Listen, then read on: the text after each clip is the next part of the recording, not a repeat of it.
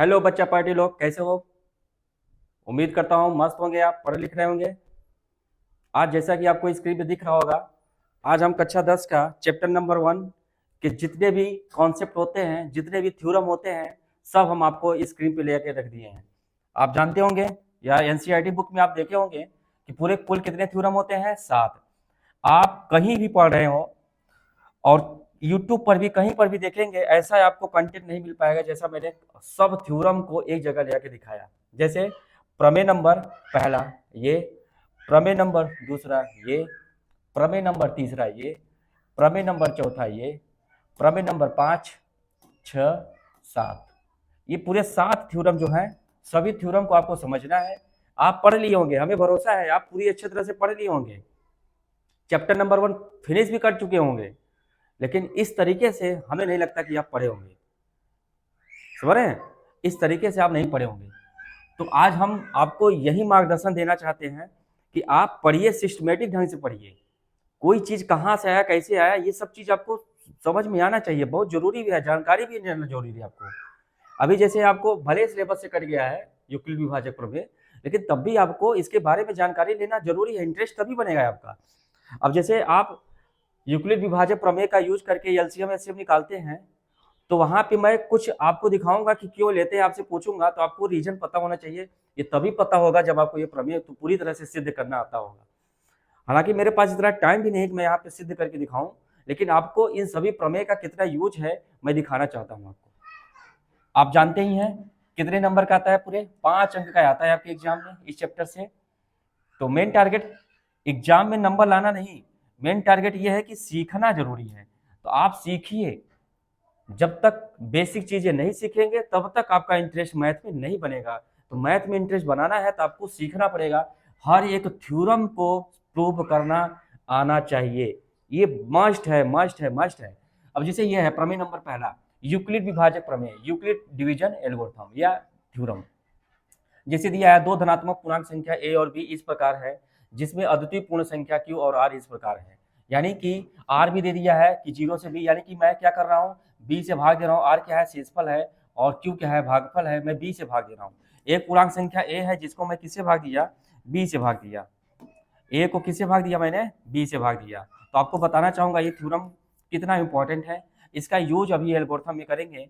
वहां क्यों ऐसा करते हैं आपको दिखाएंगे एचसीएफ निकालते वक्त। एक पूर्णांक संख्या a है, इसको b से भाग दिया, b 0 नहीं होना चाहिए, b 0 नहीं होना चाहिए। इसीलिए इसको बोलते हैं क्या, नॉन, क्या बोलते हैं इसको, अशून्य, अशून्य धनात्मक पूर्णांक संख्या, यानी कि शून्य नहीं होना चाहिए। ये कहने का मतलब ये है, clear? Non zero positive integer number ये बोल सकते हैं हम लोग, ठीक है। तो जब a को b से भाग देते हैं तो, या फिर इसको ऐसे देखा जाए, a में जब b से भाग देते हैं तो किसी भागफल जाता है, मान लेता हूँ भागफल कितनी बार गया, q बार गया, और शेषफल कितना आ गया, r आ गया। तो आप शेषफल प्रमेय पढ़े हैं, remainder theorem, yes, very good. तो आप रिमाइंडर थ्योरम में क्या पढ़े हैं, भाजक गुणे भागफल धन शेषफल, भाजक गुणे भागफल धन शेषफल बराबर भाज्य। तो वही चीज यहाँ पे लिखा हुआ है कि ये ऐसे लिखा हुआ रहता है, a बराबर बी क्यू प्लस आर, यही है क्या, यूक्लिड विभाजक प्रमेय, क्लियर? जहां अब बताइए, मैं किसी संख्या को जब भाग देता हूं, जो जो शेषफल आता है या तो 0 हो सकता है या उस संख्या से छोटी आएगी। जैसे मैंने 5 में 3 से भाग दिया, ठीक है, तो 5 में 3 से भाग दिया तो 5 डिवाइड बाई 3 ऐसे लिख सकते हैं। तो 3 एक कम 3, एक बार टेबल गया तो क्या है, यहाँ पे 3 आया, क्या यहाँ पे 3 आया, कितना बचा, 2।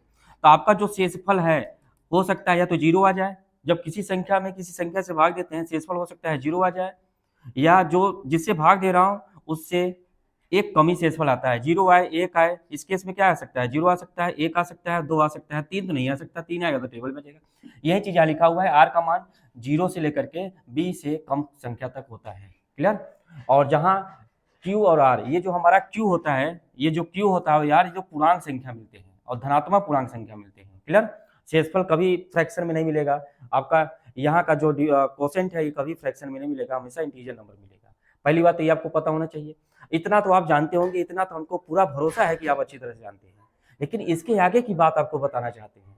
आगे की बात क्या है आपको बताते हैं, चलिए आगे की बात क्या है इसको पहले देखते हैं। बात क्या है, जैसे मैंने आपसे बोला 65 और 35 का एचसीएफ निकालिए, क्या निकालिए, एचसीएफ। तो आप एचसीएफ निकालते हैं भागफल विधि से, हो गया, गुणनखंड विधि से आप जानते हैं, कोई बात नहीं, हम आपको भागफल विधि से बताना चाहते हैं। एचसीएफ निकालते हैं आप, एल्गोरिथम जब लिखते हैं तो क्या करते हैं, यूक्लिड विभाजक प्रमेय का यूज करके इसका एचसीएफ निकालिए, करते हैं आप। सबसे पहले स्टेप नंबर 1 में क्या करते थे आप, स्टेप नंबर फर्स्ट में जो संख्या बड़ी होती है जो छोटी होती है ये दिखाते थे। स्टेप नंबर सेकंड में क्या करते थे, इसको अलग से भाग देते थे, ऐसे 65 में बड़ी संख्या में छोटी संख्या से भाग देते थे। आया, कितनी बार टेबल गया, एक बार गया, कितना बचा, 30 बचा। अब मुझे बताइए दोबारा क्यों भाग देते हैं, कभी आपने सोचा, बोलिए आपने कभी सोचा कि सर कि 65 में 35 से भाग दे दिया, भाजक गुणे भागफल धन शेषफल बराबर भाज्य हो गया, लेकिन 30 में 35 में फिर यहाँ 35 लिख देते हैं, क्यों? क्या आपको ये पता चला, कभी आपने किसी टीचर से पूछा, जो आपने पढ़ाया, जो आपको किसी टीचर ने पढ़ाया, कभी उस टीचर से आपने पूछने की कोशिश किया, और न ही आपके टीचर ने कभी बताने की कोशिश किया। क्लियर? क्यों ऐसा होता है मैं आपको अभी बताना चाहता हूँ, आगे का कॉन्सेप्ट पढ़ेंगे तब समझ में आएगा। ए तथा बी का प्रत्येक उभयनिष्ठ भाजक बी तथा आर के उभयनिष्ठ भाजक का होता है, मतलब ए और बी का जो उभयनिष्ठ भाजक होगा बी और आर के उभयनिष्ठ भाजक के बराबर होगा। एग्जाम्पल के लिए मैं देना चाहता हूं, जैसे मैंने बोला 8 में आप 6 से भाग दीजिए, 8 में 6 से भाग दीजिए तो शेषफल कितना आएगा बताइए, 2 आएगा। इसका मतलब ये हमारा क्या है, ए है, ये हमारा क्या है, बी है, ध्यान समझिएगा, और ये हमारा क्या है, स्मॉल आर है, मान लेता हूँ शेषफल है। तो ए और बी का जो उभयनिष्ठ भाजक होगा, उभयनिष्ठ भाजक मतलब होता है इनका एचसीएफ, तो ए और बी का जो एचसीएफ होगा, इनमें बड़ी से बड़ी संख्या क्या कॉमन ले सकता हूँ, 2 आएगा कॉमन, 8 और 6 में क्या कॉमन आएगा, 2 आएगा। तो यही 2 कॉमन बी और आर में भी उभयनिष्ठ कॉमन होगा, यानी कि 6 और 2 में भी क्या होगा, उभयनिष्ठ कॉमन कितना होगा, 2 होगा। तो कहने का मतलब यह है, थ्योरम ये कहती है, कौन सी, यूक्लिड विभाजक प्रमेय कहती है कि ए और बी का जो उभयनिष्ठ भाजक गुणनखंड होगा, उभयनिष्ठ भाजक होगा वही बी और आर का होता है। यही टेक्निक यहाँ अप्लाई करते हैं कि ये हमारा क्या है, बी है, सॉरी ऊपर वाला क्या है, ए है, तो ये हमारा क्या है, ए है, ये हमारा ए है, ये हमारा क्या है, बी है, कलर चेंज कर लो, ये हमारा क्या है, ए है, ये हमारा क्या है, बी है। ए और बी का जो उभयनिष्ठ भाजक होगा वही बी और आर का उभयनिष्ठ भाजक, देखिए बी वाला यहाँ आ गया ना, और यहाँ क्या है, आर है, ठीक है, शेषफल, तो बी और आर का उभयनिष्ठ भाजक वही होगा। चलिए मैं भाग करके दिखाता हूँ, एक बार टेबल जाएगा 30, फिर कितना बचा, 5।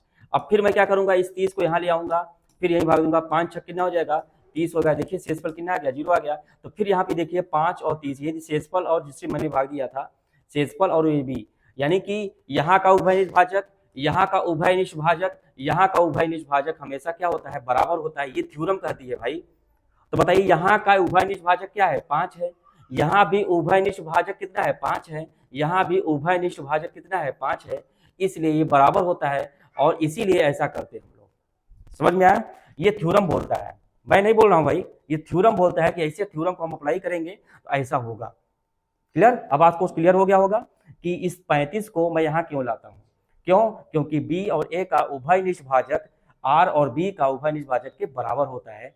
आप देखेंगे यहाँ भी हर जगह 5 के अलावा कुछ भी कॉमन नहीं होगा, इन दोनों में 5 के अलावा, इन दोनों में जितने भी आप स्टेप बाय स्टेप ले जाएंगे इसके अलावा कुछ कॉमन नहीं होता है। अब इसी को स्टेप बाय स्टेप लिख सकते हैं, क्या, भाजक गुणे भाजकफल धन शेषफल, स्टेप 2 स्टेप 3 4, इस तरह से हम ये स्टेप निकाल लेते हैं। तो उम्मीद करता हूं आप इसको समझ गए होंगे। इसको पढ़ने का जिक्र आपके दिमाग में चलेगा तो चलाइएगा, वरना आप इतने में ही समझ जाइए कि क्या होता है। प्रमेय नंबर पहला आपके दिमाग में पता होना चाहिए। आइए प्रमेय नंबर दूसरा देखते हैं। प्रमेय नंबर दूसरा, अंक गणित का आधारभूत प्रमेय। आपके बुक में खूब अच्छे तरीके से लिखा हुआ रहता है, लेकिन आपने कभी इसको अच्छे तरीके से समझने की कोशिश नहीं किया। चलिए आज हम आपको इसका कॉन्सेप्ट बताते हैं, क्या होता है अंक गणित का आधारभूत प्रमेय, फंडामेंटल थ्योरम ऑफ अरिथमेटिक।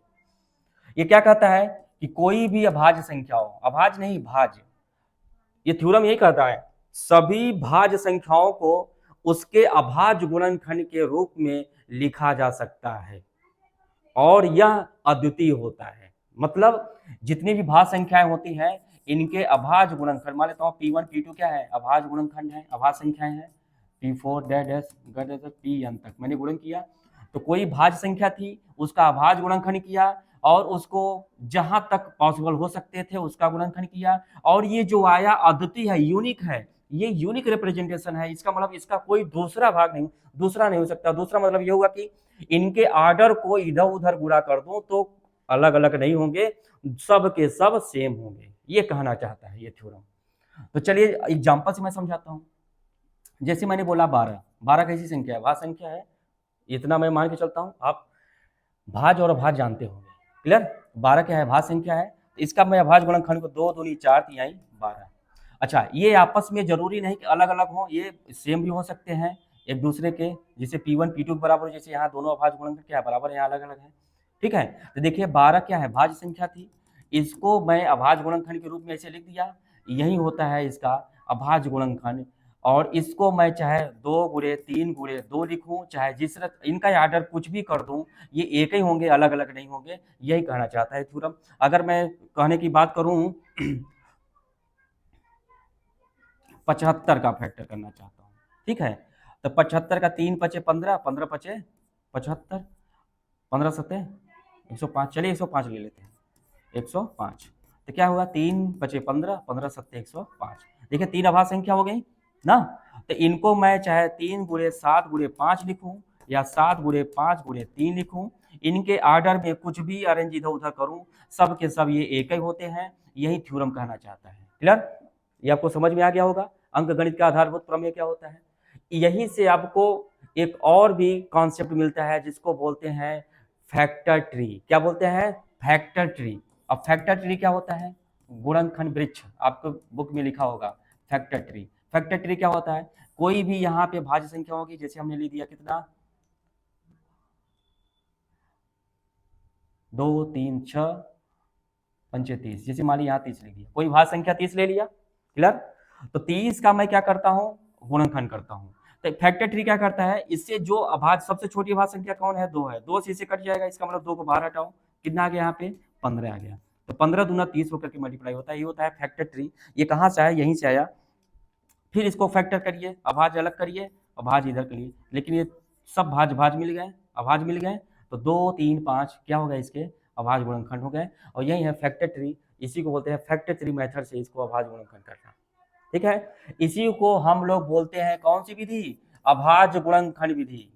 इसी को हम लोग बोलते हैं क्या, अभाज्य गुणनखंड विधि, अभाज्य गुणनखंड विधि। इसी को बोलते हैं प्राइम फैक्टराइजेशन मेथड। देखिए प्राइम फैक्टराइजेशन मेथड, इसी को बोलते हैं अंकगणित का आधारभूत प्रमेय। ये आपको पता होना चाहिए, समझ रहे हैं, ये आपको पूरी तरह से पता होना चाहिए। तो उम्मीद करता हूँ ये आप समझ गए होंगे अंकगणित का आधारभूत प्रमेय। चलिए प्रमेय नंबर नेक्स्ट हम लोग देखते हैं, और भी इसमें कुछ छूट गया हो तो आप समझ लीजिए, मैं बस प्रमेय को आपको अवगत कराना चाहता हूँ, सभी थ्योरम कितने इंपॉर्टेंट है।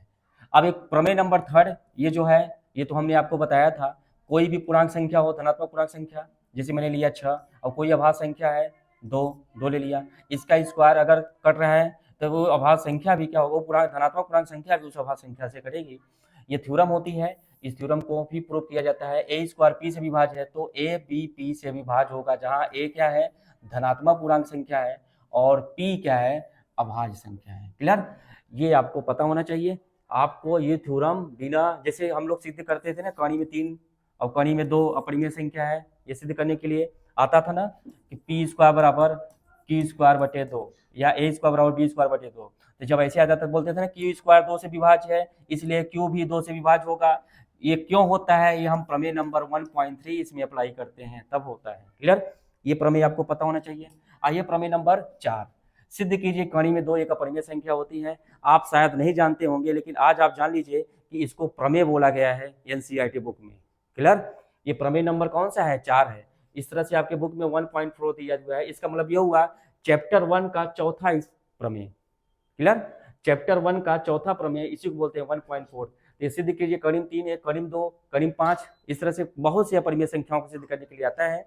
हमारा एक पिछला वीडियो यही कॉन्सेप्ट का था, ये हमने आपको सिखाया था। चलिए प्रमेय नंबर 4 आप भी जान गए।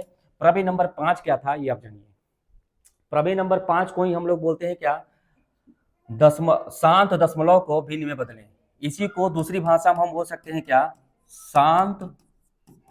आप कक्षा 5 6 7 8 में पढ़े होंगे दशमलव को भिन्न बदलना, क्या पढ़े हैं, दशमलव को भिन्न में बदलें। ये आप पढ़े थे, आपकी बुक में लिखा हुआ रहता था कि दशमलव को भिन्न में बदलें, आपको सिखाया जाता था।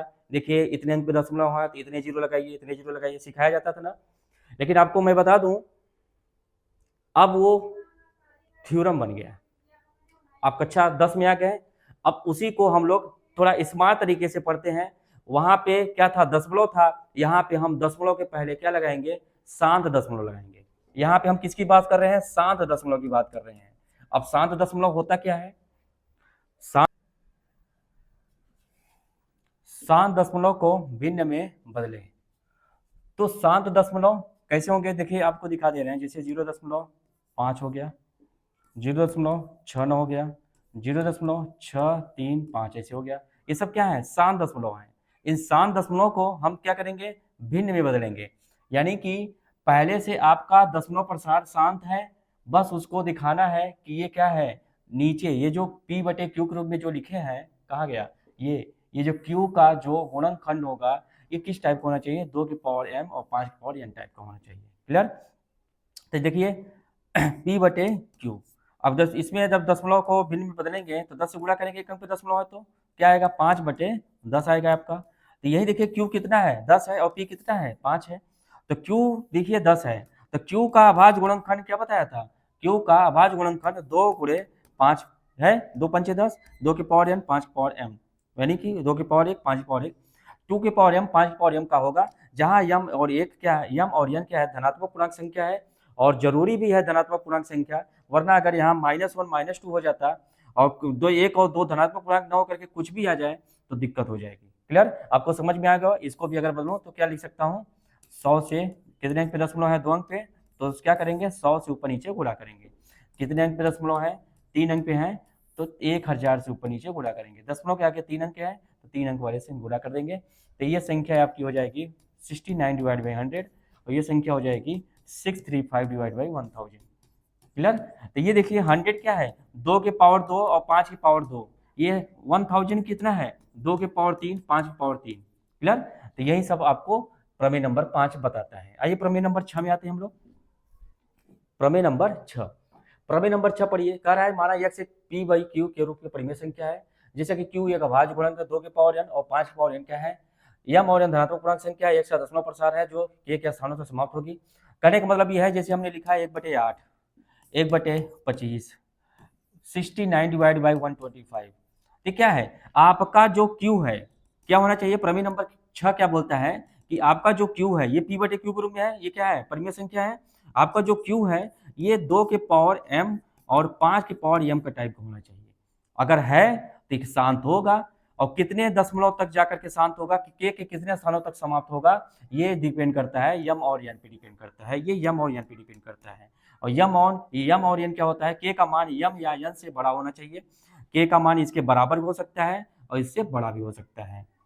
क्लियर। जैसे 8 का फैक्टर को तो 2 पावर 3, ठीक है। अगर लिखूं 1/8 को तो क्या लिख सकता हूँ, 1/2 के पावर 3 इंटू इसमें 5 का ऊपर से गुणा कर दूं 5 की पावर 3, कितना हो जाएगा 125, और डिवाइड बाई 2 दूनी 4 दूनी 8, या फिर 2 × 5 के घाते 3, क्योंकि आधा घात बराबर है तो आधार क्या हो जाएगा, गुणा हो जाएगा।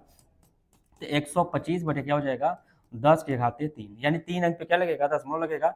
यही मतलब बताया कि 2 के पावर 3 है तो इसमें 5 की कमी है, तो 5 के पावर 3 से ऊपर नीचे गुणा करेंगे तो 3 अंक पे दशमलव लगेगा।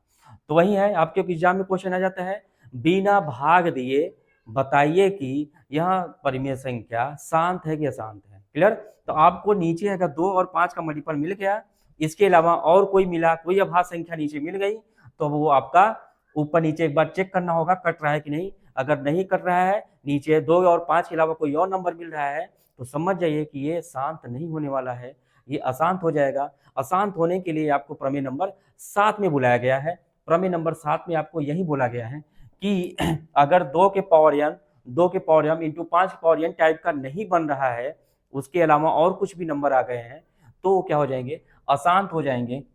जैसे 1/7, 1/9, 1/11, 1/13, ये सब कैसी हैं, अशांत हैं, अशांत परिमेय संख्या है। और जा करके ये क्या करेंगे, रिपीट करेंगे, क्योंकि नीचे 2 के पावर m और इंटू 5 के पावर n टाइप का नहीं दिख रहा है। 2 और देखिए इसका फैक्टर करेंगे 2 5 का नहीं मिलेगा, फैक्टर 2 5 का नहीं मिलेगा, गुणनखंड 2 5 का नहीं मिलेगा, क्योंकि ये क्या है, अभाज्य संख्या है।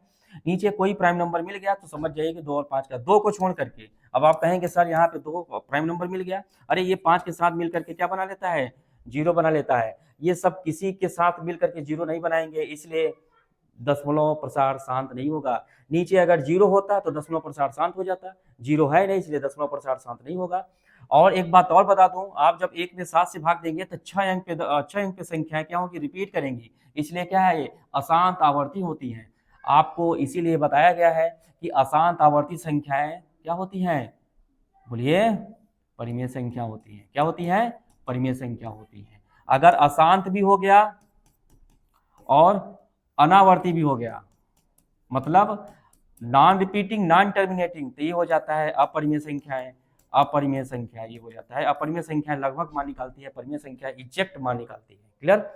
तो ये दशमलव के 6 अंकों तक रिपीट करेगा, ये दशमलव मैक्सिमम, इसमें तो खैर 6 अंक तक जाता है, रिपीट कर लेता है। ये दशमलव के मैक्सिमम अधिकतम हो सकता है 8 अंक तक रिपीट करे, उससे कम तक हो सकता है, लेकिन इसके एक कम, यानी कि 9 में से घटाओ कितना आएगा, 8 से ज्यादा तो रिपीट हो ही नहीं सकता। इसके दशमलव प्रसार में जो के का जो मान आएगा, जितने अंक पे बार लगाएंगे, कितने अंक पे जाकर के रिपीट करेगा, वो मैं बताना चाहता हूँ। जैसे 1/11 है तो मैक्सिमम 10 अंक तक जाकर के रिपीट करेगा, ये 13 है तो मैक्सिमम 12 अंक तक जाकर के रिपीट करेगा। नीचे जो संख्या है उसी से एक कम अंक तक जाकर रिपीट करता है, जरूरी नहीं उतने अंक तक जाकर रिपीट करे, मेरे कहने का मतलब यह है उससे ज्यादा रिपीट अंक तक नहीं करेगा, ये आपको पता होना चाहिए। तो इस तरह से हमारा सारा थ्योरम यहाँ से खत्म होता है, और हमारा यहाँ पे इस टॉपिक को, इस चैप्टर को ले आने का सिर्फ एक मोटिव था कि आप थोड़ा सिस्टमेटिक ढंग से पढ़ना शुरू कर दीजिए। आप सिस्टमेटिक ढंग से पढ़ेंगे तो आपका मन लगेगा पढ़ने में। इस चैप्टर से जब आप नेक्स्ट चैप्टर में जाएंगे तो आपका कॉन्फिडेंस लेवल काफ़ी बढ़ा हुआ रहेगा, तो आपको लगेगा कि हाँ मैंने चैप्टर नंबर 1 काफ़ी सिस्टमेटिक ढंग से पढ़ लिया। ऐसे चैप्टर नंबर 2 को पढ़ेंगे, और पढ़ना है आपको, अगर मास्टर अगर नहीं पढ़ा रहा है तो आपको समझ लीजिए कि कहीं ना कहीं अच्छे टीचर से पढ़ना ही पड़ेगा। तो कहने का मतलब यह है कि हमारा, कि आपको इस तरीके से हर एक प्रमेय को पढ़ करके, याद करके, हर एक क्वेश्चन को सॉल्व करके आगे बढ़ना है। मैं यही चाहता हूँ कि आप आगे बढ़ें, बहुत सीखें, मानो आपका मैथ के प्रति इतना इंटरेस्ट बढ़ जाए कि क्या बताऊँ आपको, 11-12 में आपको मोटिवेट करने के लिए जो पढ़े, आप 11-12 में खूब अच्छे से मैथ लीजिए, पढ़िए, कोई दिक्कत नहीं है। तो चलिए अभी इसी के साथ हम वीडियो को ज़्यादा लंबी नहीं करना चाहते हैं, आपसे मिलेंगे नेक्स्ट वीडियो में। तब तक के लिए बाय, नमस्कार, गुड नाइट एंड जय हिंद, जय भारत।